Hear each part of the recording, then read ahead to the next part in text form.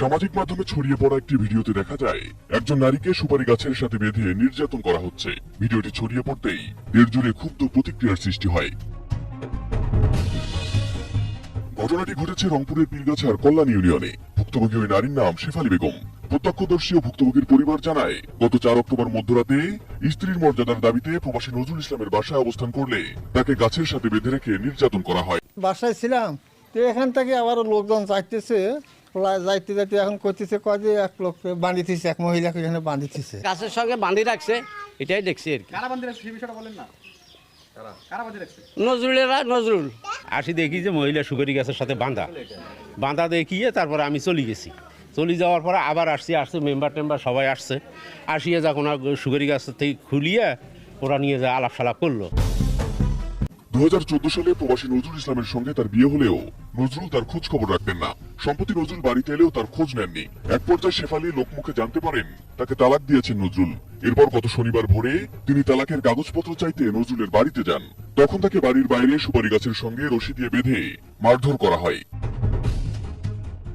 অভিযুক্ত নজরুল ইসলামের পরিবারের লোকজন জানায়, শেফালী বেগম বিভিন্ন সময়ে তাদের বাসার সামনে এসে অবস্থান নেয়। বাধ্য হয়ে তারা তাকে গাছের সঙ্গে বেঁধে রাখে। মোবাইলে বিয়ে করছে বিদেশে থাকতে। তারপর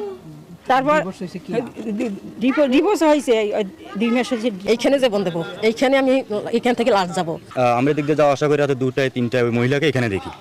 উনি হচ্ছে তার দ্বিতীয় পক্ষ স্ত্রী। যেহেতু সে হচ্ছে যে বাসায় নেই, বিদেশে থাকে, তা হচ্ছে যে এখানে এসে মানুষের ঘরের পিছনে থাকাটা। খবর পেয়ে ঘটনাস্থলে গিয়ে ভুক্তভোগী নারীকে তার পরিবারের কাছে হস্তান্তর করেন কল্যাণ ইউনিয়নের ইউপি সদস্য শাহ মির্জা সুমন। এলাকার গণ্যমান্যরা ছিল যে এই বিষয়টা বসে সমাধান করলো। মানে এখানে সাংসারিক তাদের একটা ঝগড়াঝাটি আছে। নজরুল ইসলামও চাইতেছে না যে এখানে সংসার সে করবে। তো এই পক্ষান্তরে ওই মহিলাকেও বলা হয়েছিল, শেফালী বেগমকে, উনিও বললো যে ও যদি আমাকে তালাক দেয় তাহলে আমার দেন মোহর আমাকে দিয়ে দেবে, ভরণ পোষণ দিয়ে দেবে। আমিও আলহামদুলিল্লাহ। আসামি করে একটি মামলা দায়ের করা হয়েছে। ইতিমধ্যে আমিনা বেগম নামে একজন আসামিকে গ্রেপ্তার করেছে পুলিশ। শেফালী বেগম তার সাবেক স্বামীর কাছে ভরণ পোষণ সহ অন্যান্য খরচাদি চায়।